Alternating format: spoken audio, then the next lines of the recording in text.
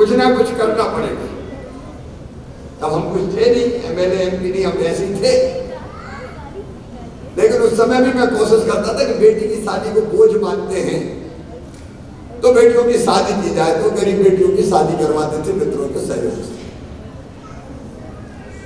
फिर मेरी बेटियों, मैं 1990 में बन गया विधायक, एमएलए, 1 साल बाद बन गया एमपी सांसद।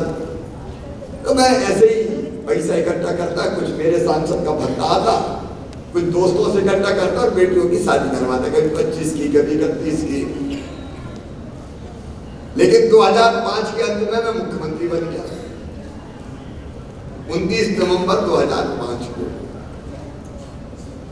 शपथ जब मैं ले रहा था, इसी राजभवन में जो सामने है कुशाभाऊ ठाकरे कन्वेंशन हॉल के, शपथ लेते लेते मैंने संकल्प लिया कि बेटी को बोझ नहीं रहने दूंगा, बेटी को वरदान बनाकर ही चैन की सांस दूंगा।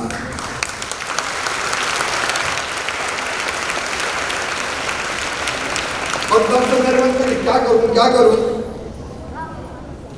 एक बात दिमाग में आई कि बेटी अगर लखपति पैदा होने लगे तो फिर मम्मी पापा कहेंगे नहीं यार बेटी को आने तो घाटे का सौदा नहीं है। अब ये कैसे हो, ये काम बड़ा कठिन था कि बेटी लखपति कैसे पैदा हो।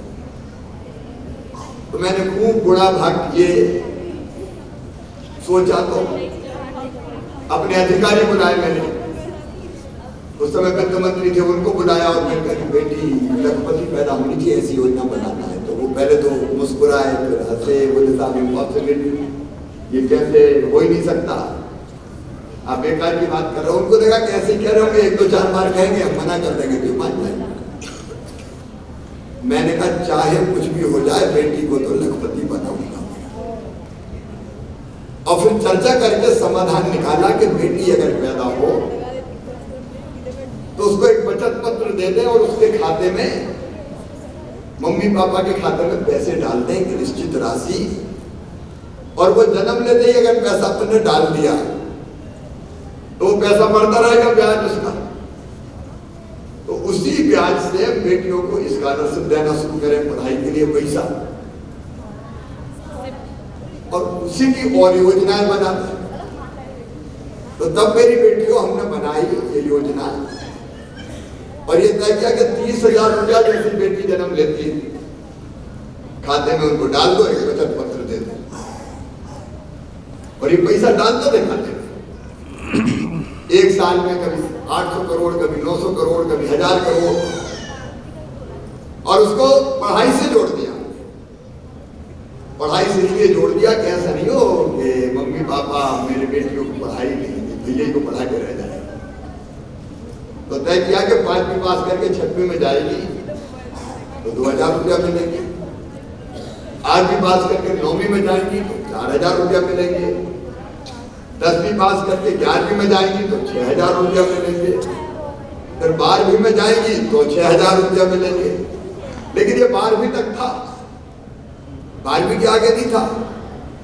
तो मैंने सोचा कॉलेज भी तो पढ़ाना है बेटियों को, पढ़ाना कि नहीं कॉलेज? अरे बोल के बताओ ना, पढ़ाना है ना कॉलेज।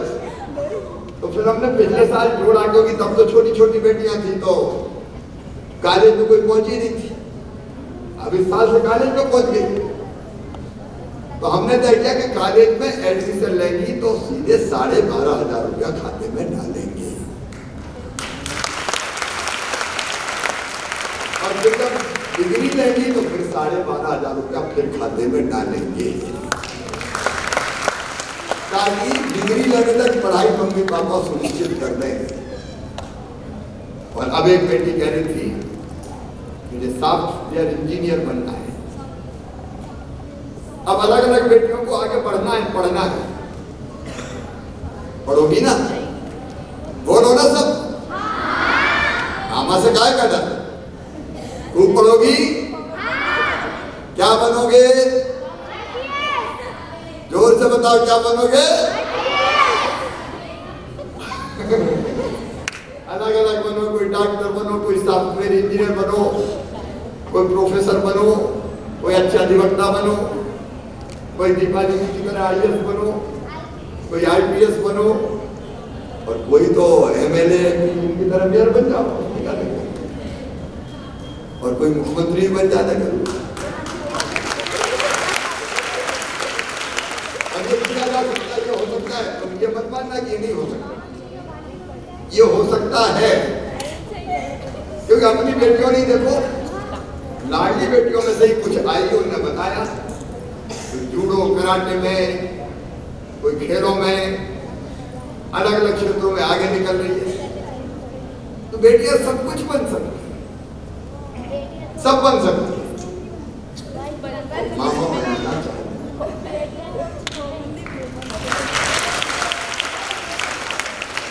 और इसलिए लाडली लक्ष्मी योजना में अब जोड़ रहे हैं हम कि मेडिकल कॉलेज में भी एडमिशन हुआ तो प्राइवेट मेडिकल कॉलेज की फीस बहुत ज्यादा होती है, 8 लाख 10 लाख रुपया साल। बताओ गरीब माता पिता भरवा सकते हैं क्या?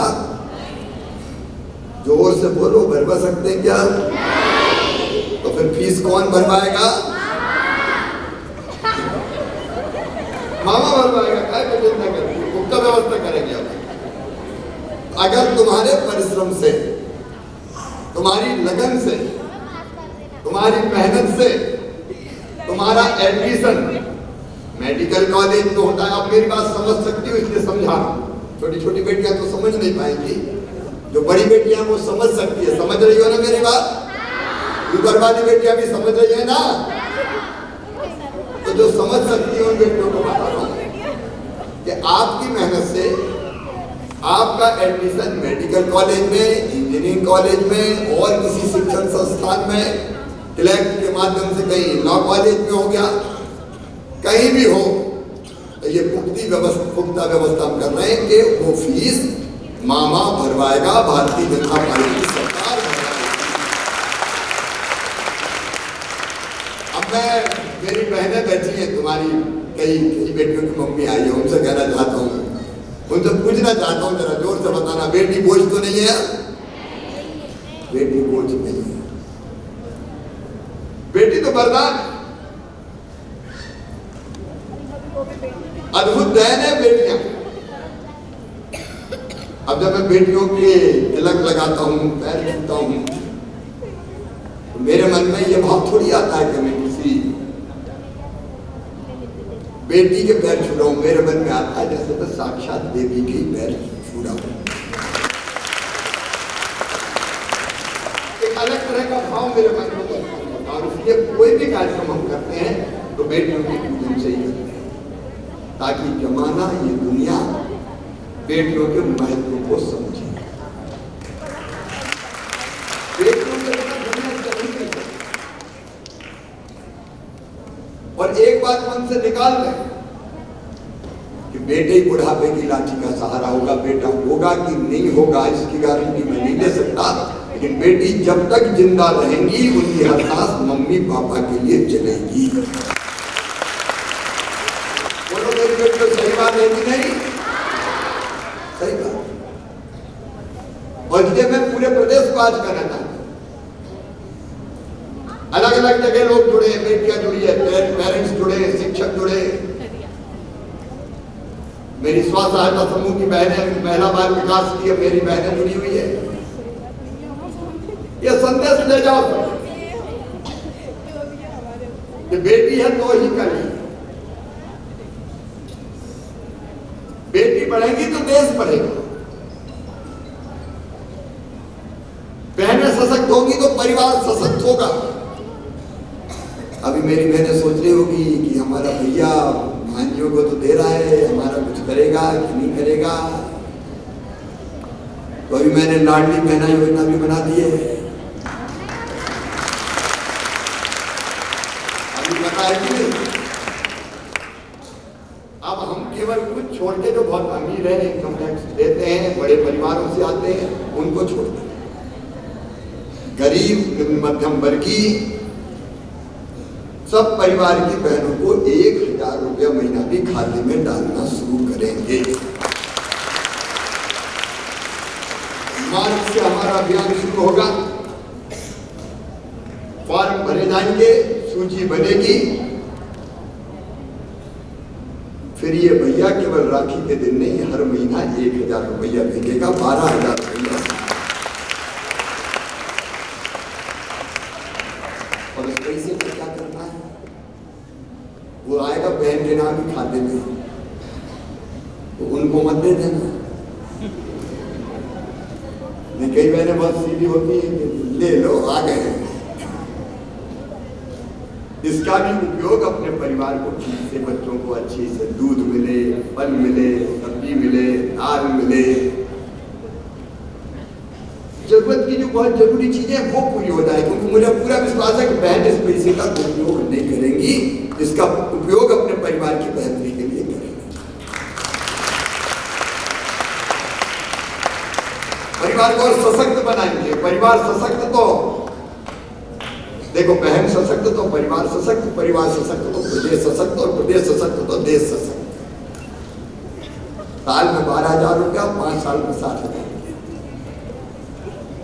देखो जो बहुत अमीर नहीं है उनके लिए ये राशि परिवार को बेहतर चलाने के लिए,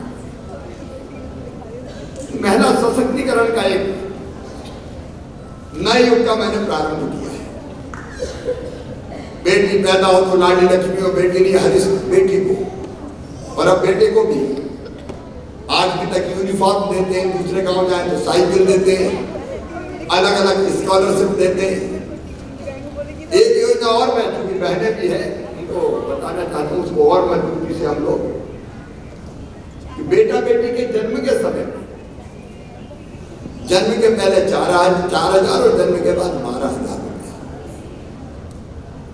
इसलिए कि वो बच्चे को ठीक से पाल सके और मजदूरी मेहनत करके तो समय घर पे आराम कर सके। आप सोच के देखो, बहन और बेटी की जिंदगी के किसी भी पक्ष को हमने नहीं छोड़ा। पैदा हो तो लाडली लक्ष्मी, उसके पहले बेटा भी पैदा हो तो प्रसूति सहायता, पढ़ाई के लिए पैसा, यूनिफॉर्म के लिए पैसा, 8वीं तक मध्याह्न भोजन,